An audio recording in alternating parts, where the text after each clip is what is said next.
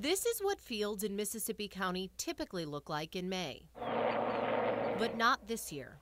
The Birds Point levee breach turned more than 130,000 acres of farmland into a lake. Now, farmers like Roy Presson must pick up the pieces.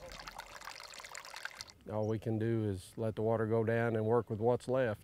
Roy and his brother Ray have 2,400 acres in the spillway, and they don't just work here. They also live down this street. I travel it every day of my life. You know, we go to church on this road, we go to work on this road.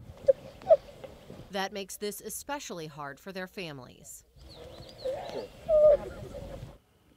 They just never expected to see water in their house.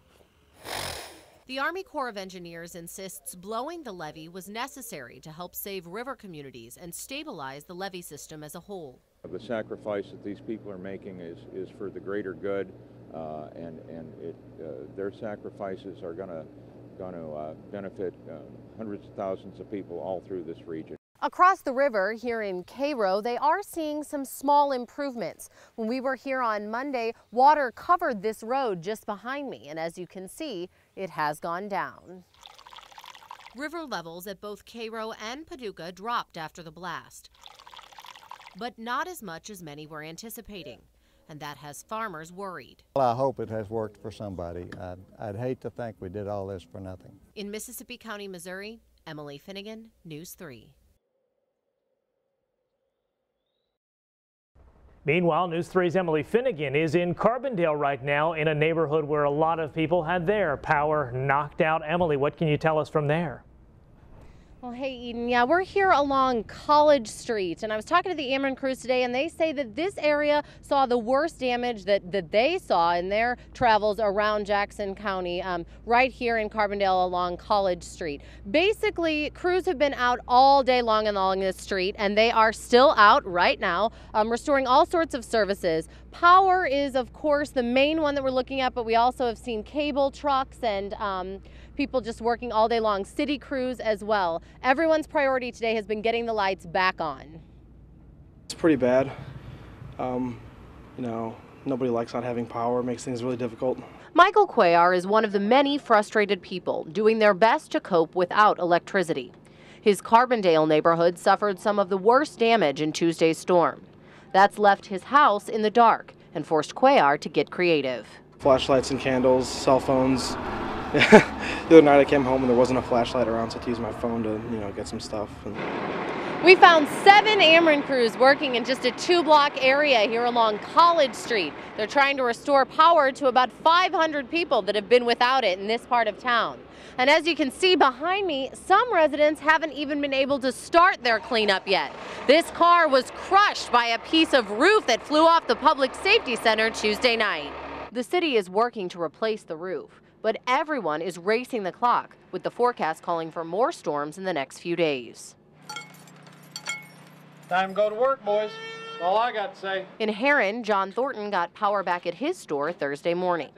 Kind of excited now. I go back to work where I belong. He's already lost business, and he'll have to toss out some of his food. But he learned from the May 8th storm and had a generator to help preserve the rest of his supply. He's staying positive. You got to go through it, you can't go around it, and we have to prepare and do what we can. He's not the only one with that attitude. Down the street, we found Jim Murphy. Murphy posted this sign in his front yard, a small thank you for those putting in a lot of hours. I feel like the guys went above and beyond.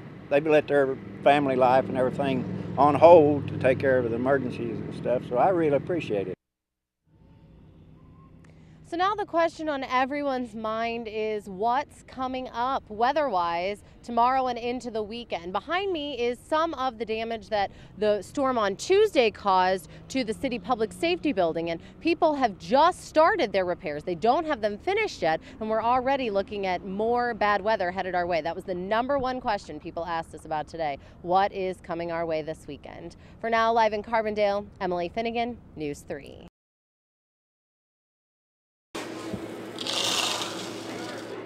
These delicious dots are a summertime favorite in Metropolis. At Super City Dots, summer means long lines and lots of ice cream. It's fun that it's in dots. and I think it's pretty cool. Stores like the one in Metropolis are just the tip of the iceberg. It all starts here at Dippin Dots corporate headquarters across the river in Paducah. The Dots are the brainchild of founder and president Kurt Jones, who took a new way of freezing and turned it into an international company. It is kind of amazing, especially knowing that we started literally in our kitchen. Jones is a microbiologist and SIU alum. Dippin Dots were born out of a desire to make a smoother homemade ice cream. Something he realized he could do using the freezing process he developed while working at a biotech firm. We're using liquid nitrogen at 320 below zero. So we're actually freezing in such a way that the ice crystals are about 30 to 40 times smaller. This is the company's main manufacturing facility. So all of the Dippin Dots distributed across the country and around the world come through these 3 production lines right behind me. It starts with a mix. Flavoring is added in these vats, and it's sent through a cryogenic processor and cooled using liquid nitrogen. When it drops in, it just freezes instantly, and it captures the shape of that drop head of the dot. The Dots may have started small, with vanilla as the first flavor, but in the company's 23-year history, they've really taken off, now boasting more than 30 varieties. It hasn't always been easy. Battling patent infringement lawsuits and rising dairy prices put a strain on profits. So we had a lot of things hit us right before the recession, and then the recession hit us. So we've had our struggles like everyone else. But Jones insists things are rebounding, and at Dippin Dots, success tastes pretty sweet. Emily Finnegan, News 3.